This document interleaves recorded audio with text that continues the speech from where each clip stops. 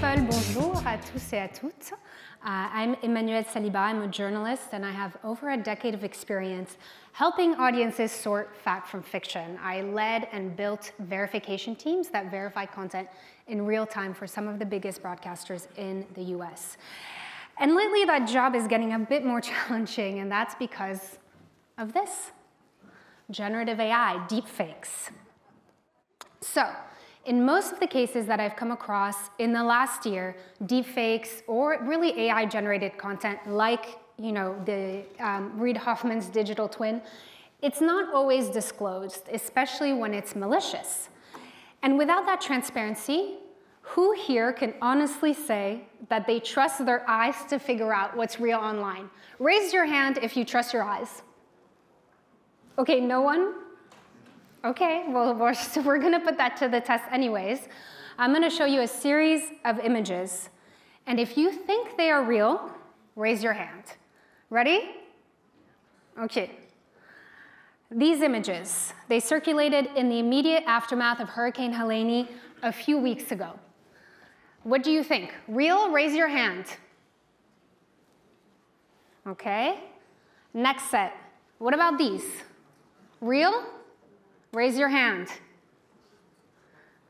Okay. So there have been no shortage of photographs documenting the devastation in communities across North Carolina and Tennessee following the devastating hurricane. But these aren't real.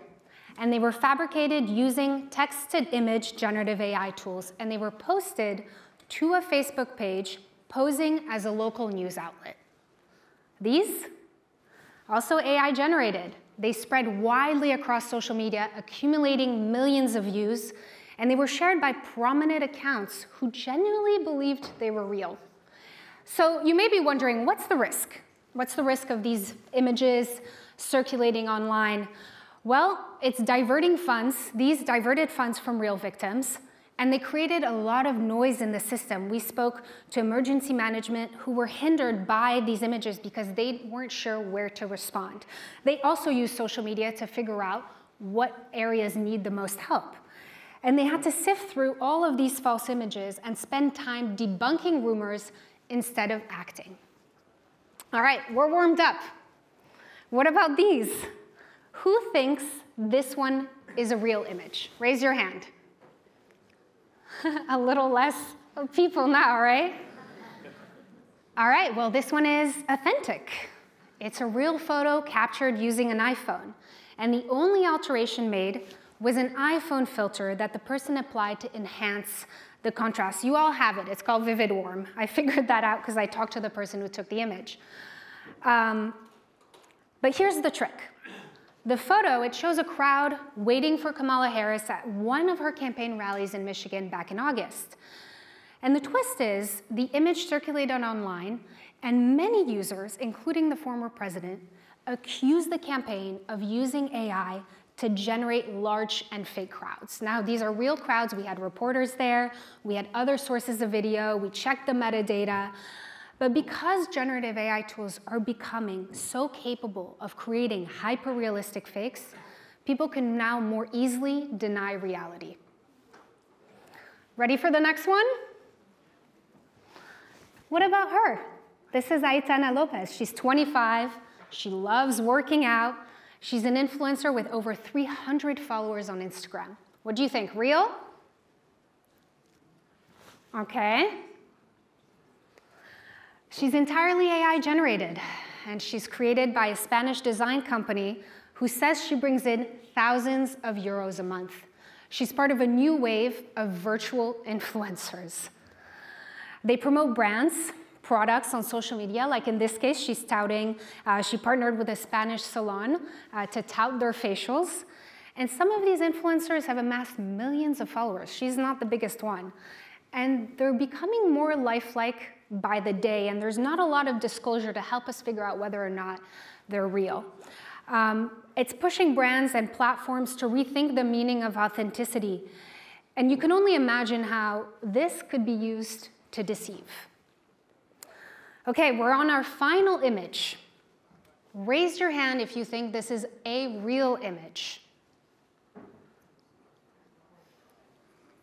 Okay, well, you are in part right. This is a tricky one. It's an original photograph taken with the new Google Pixel 9 of a parking garage, and then it was edited using AI directly on their phones. Here's the original, okay?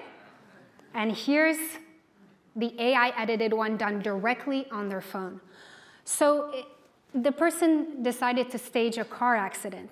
Now, some of you may think, okay, it's always been possible to deceive or to alter photos and videos and audio. It's been possible to an extent, but now it's a turning point where you can do this directly on your phone.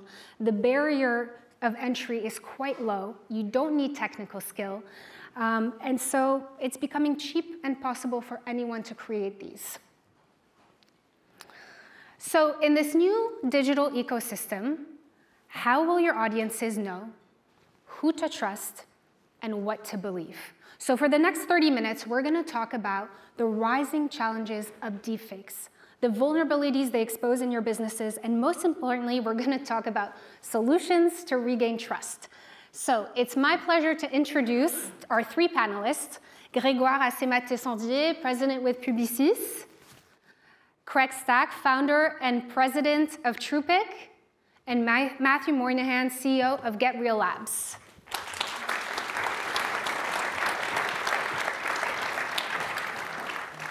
Welcome. Thank you. So let's talk a little bit about the landscape, because we just saw images, but there's also video and audio.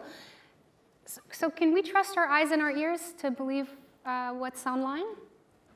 Gregoire. Sure. Well, apparently not.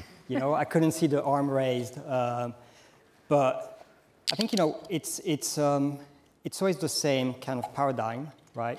Can you really trust information that's out there? The only difference is with Gen AI, the ability to manipulate and change content at scale, hyper-personalized, is at an intensity that has never really happened before, which means that as an industry, we're really looking at what are the tools, the system, the processes that we can put in place in order to make sure that whatever comes out from our clients and brands in general is trustworthy and authentic. Craig, you're looking at this stuff all day long, right? Yeah, no, I totally agree with Greg. I have a hard time pronouncing his name. Greg. I'm used to Greg. So yeah, we think there's a bad problem today. We think it's getting much, much worse in the near future. And by near future, we're talking months, not years. Yeah. We've been at this at Deepfakes since 2016. And what we're seeing now is just with Gen AI and how fast it's moving, you cannot trust your eyes and ears. So we go about attacking it from the provenance side. So we try to ensure that the device itself, the capturing device, typically a cell phone, has not been spoofed or compromised. And we make sure all the sensor readings that we're pulling from the device are accurate.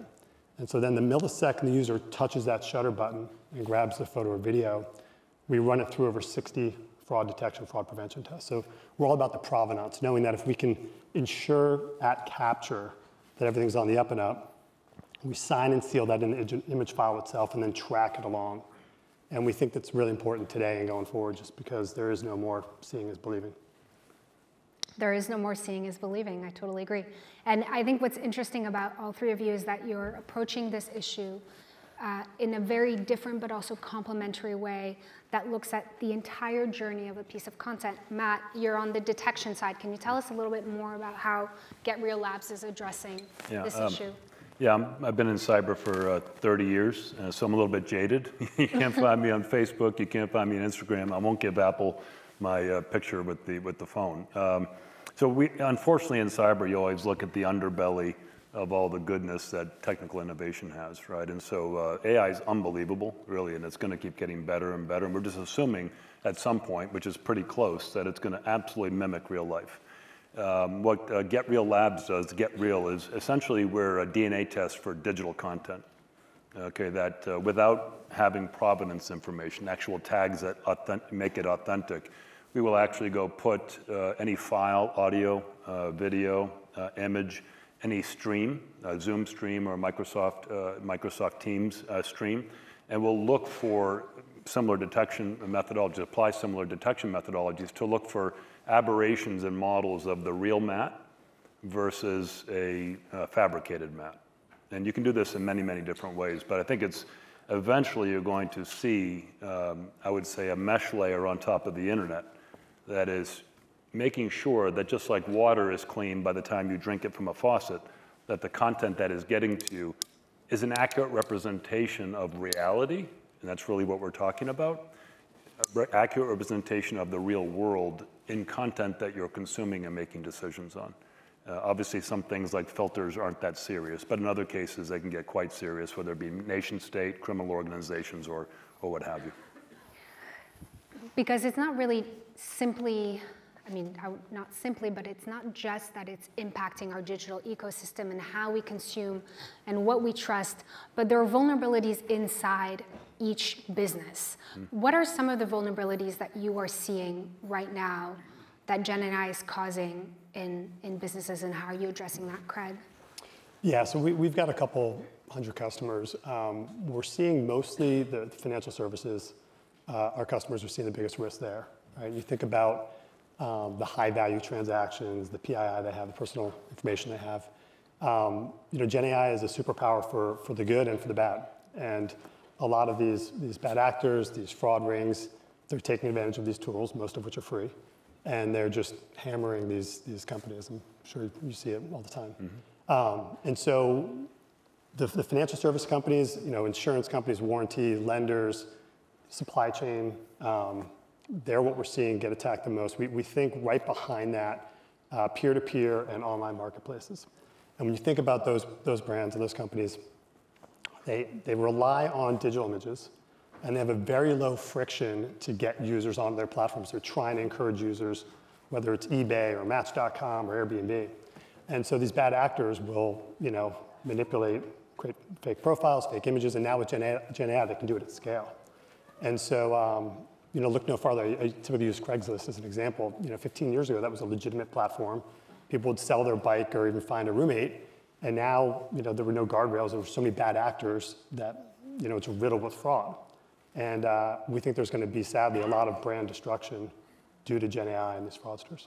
Well, we just, the image, the AI-edited image of the car accident, it seems like exactly what your company is dealing with, and the potential fraud. I mean, you can easily do this on your phone. It's going to be available on iPhone if it's not already. Yeah. So the flood of that fraud is just going to escalate. Matt, you talk about real-time detection because there's, starting at the provenance, which is really taking an image and making sure it's authentic. But then, what about our communications, our everyday communications? When you think about getting on a Zoom call, right, with Reid Hoffman, who told us he was a digital avatar, but what if he hadn't? How would you know that it wasn't him? It's quite hard to tell now, right? It's almost impossible. And there's certain things. Video is still lagging a little bit compared to imagery, but the French term trompe l'oeil, trick of the eye, it's all that, MP3 files, right, were good enough to listen, right? And if you're an audio file, you're going to go to a record and actually listen. But most humans can only perceive and experience in certain bands, and then it becomes not worth going to that extra level. So I would predict within a year, you're going to have literally almost perfect replicas of people in video as well. So you imagine that, really. I mean, I often, given the business that I'm in, I'll often ask people when I get on a Zoom call, can you prove it's you, please? And they struggle. Right? They pull out their wallet. I said, can you prove that that is actually your passport? And they can't do it. They try to tell you a story, but I don't know them, so it doesn't mean anything to me. I would encourage you to do that. It's incredibly, incredibly difficult. And the AI isn't just the replica, but the voice, the movement, it's literally every single thing. And so I'm paranoid by nature because of my day job, but I think you're going to have a very, I think this is an existential threat. I really do. Yeah, and I mean, I could have done a whole timeline of incidents that we've seen over the last year, whether it was, I think, a bank in Hong Kong that lost 25 million. There's a lot that we don't hear about publicly. There was the CEO of Ferrari, whose voice was replicated down to his southern Italian accent. They targeted one of his executives, and they tried to get some funds diverted, and they avoided it by asking, what book did I recommend you year, last week, and that was the only question that saved him from that interaction. But if you think about it, when you have any business process that has humans in the loop, which is many, could be compromised. And the past 30 years of cybersecurity has all been about tricking people to get access to your username, password, credentials. But what in the banking industry struggles with things called synthetic identities, right? It's sort of stealing a young kid's social security number and then charging credit for years without them knowing about it. Okay, now imagine you put a face to that, right? You don't have to steal credentials if you can spoof somebody with top secret clearance and just have a conversation with them, and the next day it's an adversary, a nation state, right? And so I think that's what's so challenging is if the trust model between people will be challenged to a point that you may not, I don't pick up my phone anymore, right? I mean, who doesn't pick up their phone? It takes 3 seconds of your voice to replicate a very believable audio replica. So, yeah. And that's what social media has done, really. It allowed the actual human to become the attack surface because the pictures are out there, the voice is out there, and those artifacts are, gold mine for people trying to replicate people. So. Yes, and Gregoire, you really deal with consumer facing and brands. What is the potential threat and impact to a brand? Maybe there is good in using AI, and I'm sure you're using it in many ways. Yeah. But like something like the influencer that we just saw. Sure. Well, I think as our role is to create desire and to create and really work with brand to deliver content that will engage, that will get people to fall in love with the brand, right? And really at the core, if you remove all of the marketing jargon and the whatnot, at the core of everything, it's about trust. And I think that's what Matt was talking about. So for the brand, it's exactly the same thing. There's a trust component in the relationship with its consumers, whether that's the product, its provenance, its security, its manufacturing, right? You trust the brand to deliver something of value to you. For the content, it's exactly the same thing. So if the content that you put out there is not authentic, is not genuine, is not truthful, that is a break of the contract, so to speak, between a brand and its consumers. So, and we looked at this example of this design agency in Spain with their AI influencer. The real challenge with it for the clients that are leveraging that is that there's no really, they're not transparent about that being, AI generated. So I think there's a couple of, trailblazing brands that remain very core to their DNA, like Dove, that has always refused to really use, some kind of photoshopping, to change the faces and the look of, their models. And they just engaged themselves, a couple of months ago to never use any type of Gen AI, for their beauty and models.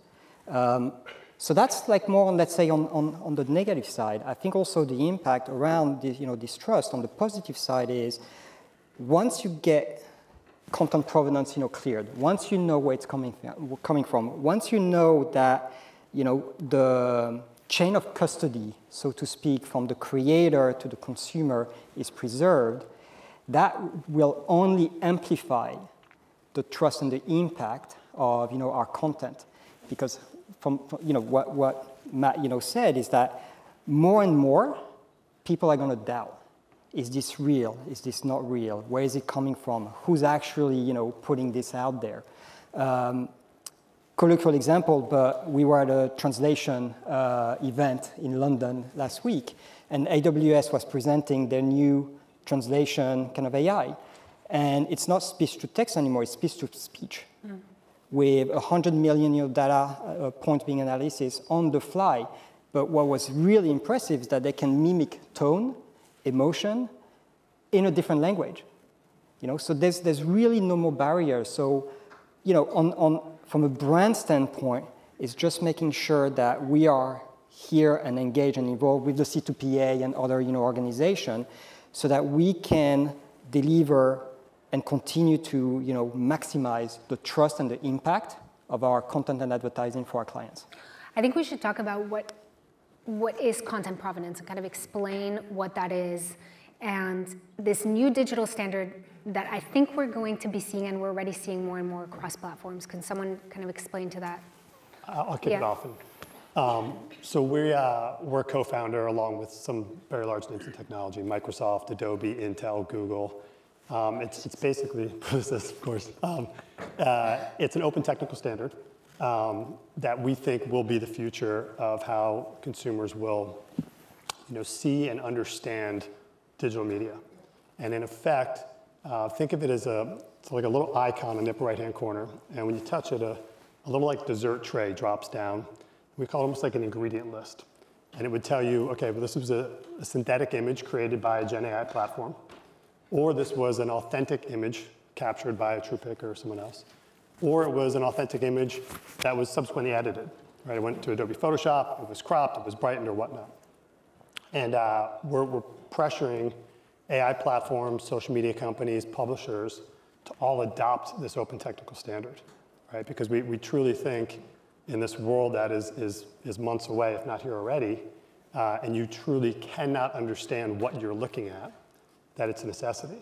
And think about how hard it will be to conduct commerce on the internet if you have no idea what you're looking at is real, who you're speaking to is real, as Matt was talking about. So this is not to sound hyperbolic, this is somewhat of an existential threat to the internet as we know it.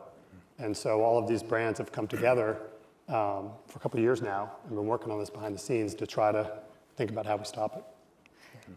Yeah, and I love the description of it. Think about it as a digital nutrition label for content. You can literally click and it would give you all of the information. And I think what's great about it is that it's not really about telling you like it's bad or it's good.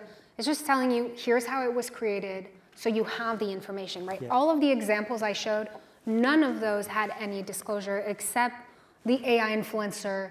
You had to look at her username to see that it was like .ai to sort of get an idea. But if you were just glancing through on Instagram, you would think like, oh great, like that facial place seems wonderful. She has amazing skin. No, she's not real. So that would really help. And you uploaded the first video to YouTube that was branded as authentic, so saying it came from a camera, right? Yeah, YouTube just rolled out authentic videos, I think, last week. And so we uploaded the first end-to-end authentic video on YouTube the day after. Amazing. Yeah, so making progress quickly, but it needs more widespread adoption, not only in the US, but really globally. And I want to open this a little bit, Matt. For companies and businesses, do you get a sense that they're truly understanding the magnitude of the risk present now? And for those of them here, how do they assess the risk and how do they start preparing? So I think it's happening. I think it's happening in different stages. Several CEOs of companies have had deepfakes created of them. I think it's starting with my reputation. Every public company has board of directors insurance, for instance, right? So there is liability at the C-suite and the director level. And so it's almost a brand reputation, C-suite reputation that is really catching their attention, right? If you put a CEO is kicking a dog, you're gonna have some sort of response out there right on the internet. So, but it's getting quite serious where they're realizing if they can do that to me, what happens if they do it in a live video stream and tell an employee to give up a secret? And so I've never seen something move so quickly. Gartner came out and said that in 2.5 years' time, all companies, or half of the enterprises, 50% of the enterprises will have to have some sort of deepfake impersonation protection technology. And they haven't even defined how big the market is yet, right? So I think even the research analysts are trying to catch up to figure out how big is this threat and how do I actually stop it? It's very sensitive. It's almost like an insider threat type of problem. You can't just go accuse a CEO of being a fake, right? So the question of what you do with this information is very, very serious, right? It is equivalent to user activity monitoring, right? But I think the market is changing to saying, okay, if I use this technology to protect you, that's good. But nobody wants to be surveyed. But everybody wants to be protected. And it's the same technology that does both. Okay, so I think it really is going to come down to the business model of the companies and who has access to this information so that it's treated very, very sensitively. But it'll have to happen. Yeah, I would say like having the technology, system, and processes in place, you know, to make sure, and also, you know, everything that goes with it. One part that, you know, we're really focusing on also is training. So making sure that all of our, you know, employees are trained regularly, understand how the technology is evolving at scale, really fast. And we're seeing a lot of our clients, you know, doing the same. And really putting that at the core of, you know, all of their learning modules, you know, and training modules.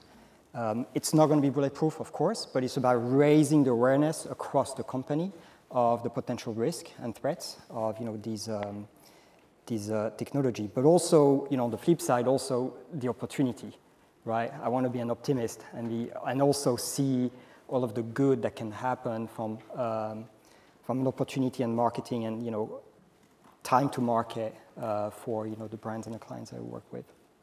Okay. Yeah, I agree with both these guys.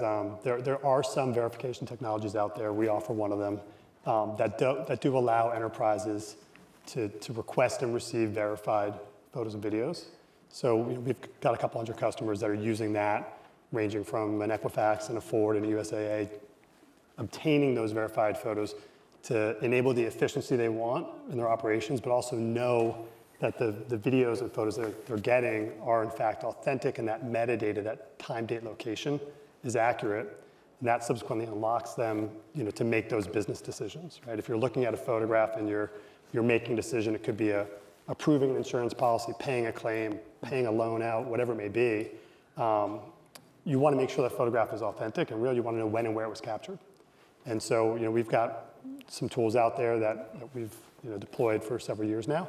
But I do agree that companies have to start thinking differently and try to get out in front of it, because it is coming fast and hard. It's here.